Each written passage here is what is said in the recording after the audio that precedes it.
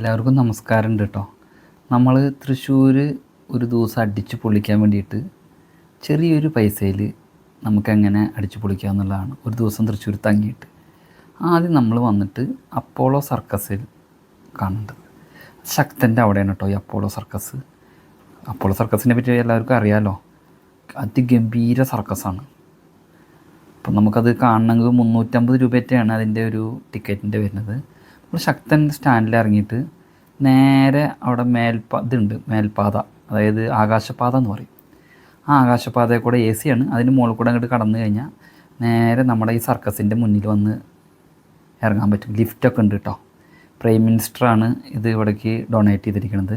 ഇനി നമ്മൾ സർക്കസ് കൂടാരത്തിലേക്ക് നേരെ കയറാം കേട്ടോ. ഇതാണ് സർക്കസ് കൂടാരം. അപ്പോൾ അതിൻ്റെ ഉള്ളിലൊക്കെ നമുക്കൊന്ന് നോക്കുമ്പോൾ തന്നെ അറിയാൻ, കണ്ടില്ലേ, പ്രത്യേക ഒരു ഭംഗി കാണുന്നില്ല, ഒരു ഉതിപ്പ്. നമ്മൾ നോക്കുമ്പോൾ തന്നെ കാണാം കേട്ടോ. കുറേ ഇങ്ങനെ കമ്പികളൊക്കെ ഇങ്ങനെ കൊടുത്തിട്ട് ഇതൊക്കെ ഇങ്ങനെ ചെയ്യണ ആൾക്കാരെ നമ്മൾ സമ്മതിക്കണം കേട്ടോ. കാരണം ഇങ്ങനെ വലിയൊരു കൂടാരം ഇതേപോലെ തന്നെ കെട്ടിപ്പോക്കുക എന്നൊക്കെ പറഞ്ഞു കഴിഞ്ഞാൽ അതിന് ഭയങ്കര ഒരു കഴിവ് വേണം. ഇതാണല്ലേ 350 രൂപയാണ് കേട്ടോ. 3 വയസ്സിൻ്റെ മുകളിലുള്ള കുട്ടികൾക്കൊക്കെ ടിക്കറ്റ് എടുക്കണം. അത് പ്രത്യേകം എഴുതി വെച്ചിട്ടുണ്ട് കേട്ടോ. ഇനി നമുക്ക് സർക്കസിൻ്റെ കണ്ടില്ലേ, ഇത് പ്രത്യേക സാധനങ്ങളൊക്കെയാണ്. അത് അവർക്ക് ഇങ്ങനെ വട്ടുകൾ അങ്ങനത്തെ സാധനങ്ങളൊക്കെ ഇല്ലേ, കസാരകളൊക്കെ ഉണ്ട്. ഇതാണല്ലേ കസാരകളൊക്കെ ഇരിക്കാൻ വേണ്ടി രണ്ട് സൈഡിലും നമുക്ക് ഇരിക്കാൻ പറ്റും ഇങ്ങനെ. എന്നിട്ടാണ് ഈ നടുക്കിലാണ് ഈ സർക്കസിൻ്റെ ഇതാണല്ലേ അതിൻ്റെ ആ ഗോളമൊക്കെ ഉണ്ടില്ലേ, ഇതാണല്ലേ ആ ഗോളത്തിൻ്റെ ഉള്ളിൽ കൂടെ ഒക്കെ ഇങ്ങനെ പല അഭ്യാസങ്ങളും ഉണ്ട്. ഞാനൊരു പ്രാവശ്യമാണ് കേട്ടോ ഈ സർക്കസ് ആകെ കണ്ടിട്ടുള്ളൂ. അത് ഒരു 4-5 കൊല്ലം മുമ്പെയാണ് ഈ സർക്കസ് കണ്ടിരിക്കുന്നത്. അപ്പോൾ ഇതിങ്ങനെ ഈ കൂടാരത്തിൻ്റെ ഒരു പ്രത്യേക പണിയൊക്കെ കാണുമ്പോൾ തന്നെ നമുക്ക് ഇവരെ ഒന്ന് അഭിനന്ദിക്കണം തോന്നും. ഇനി നമ്മൾ സർക്കസിൻ്റെ കഴിഞ്ഞു. ഇനി അടുത്ത് നമ്മൾ പുറത്തേക്ക് ഇറങ്ങാൻ പോവാണ്. ഒരു ഓട്ടോറിക്ഷ വിളിച്ചു. നേരെ നമ്മളിങ്ങനെ ശക്തൻ്റെ അതുകൂടെ നേരെ പോവാണ്. ഇതാ ശക്തൻ മാർക്കറ്റ് കേട്ടോ. നമ്മൾ നേരെ ഇക്കണ്ട വയർ റോട്ടിൽ കൂടെയാണ് പോയിക്കൊണ്ടിരിക്കുന്നത്. നേരെ പോയിട്ടുണ്ടെങ്കിൽ ജൂബിലി മിഷീൻ്റെ അവിടെ എത്തും.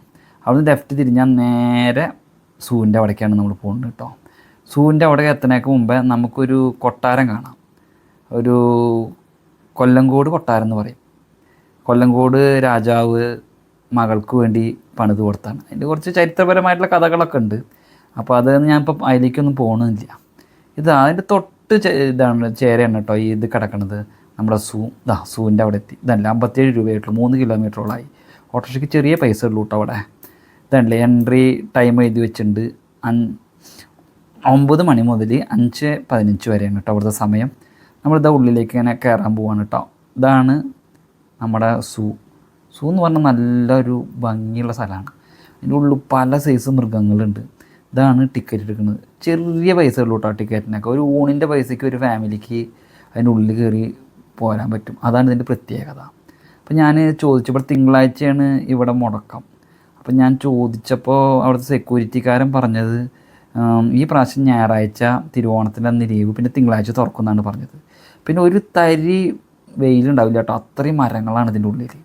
കണ്ടില്ലേ, പ്രത്യേക ഒരു ഭംഗിയാണ്. സെക്യൂരിറ്റിക്കാർ കണ്ടില്ലേ എപ്പോഴും അടിച്ചൂരിയിട്ടൊക്കെ വൃത്തിയാക്കിക്കൊണ്ടിരിക്കുകയാണ്.